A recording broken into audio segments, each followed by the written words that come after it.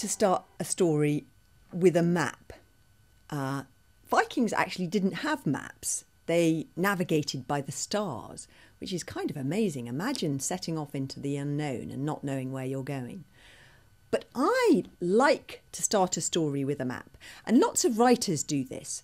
There's an amazing book called Treasure Island, where the writer, Robert Louis Stevenson, said he hadn't even thought of the story before he drew the map.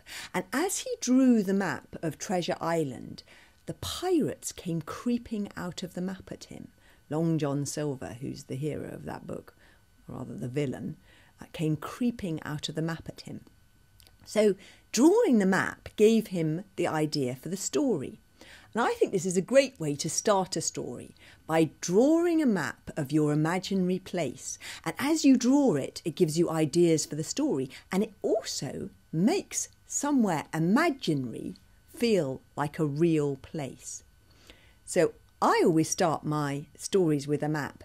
And I think it's a great way, if you want to write your stories, try drawing a map of your imaginary place and then making up a story about it. And another kind of map that I use to write a story is something called a story map. And this is a sort of a map of your ideas. I find it a good way to give me ideas and also how to structure the story.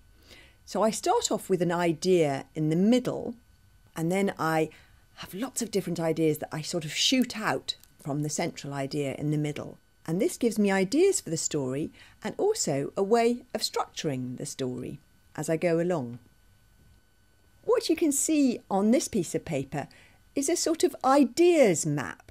So I'm putting down my ideas for the book all on one piece of paper, and I put them down so that I can put them in order, so that there's a beginning, middle and end. And you can see it all on this one piece of paper. And also on these pieces of paper, I'll draw pictures of the characters or pictures of where things are going to happen, again, as a sort of ideas map. Or I might draw pictures of all the covers for the future books, just to see whether I can think about them as a series.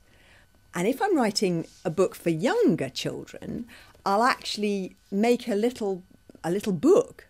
This is actually the first Hiccup book. It started as a picture book, and I actually make a real book out of pieces of paper. You can just cut up pieces of paper and make it into a book. And I do that so that I can see what's going to happen on each page and see how I'm going to put what bit of the story in what part of the book.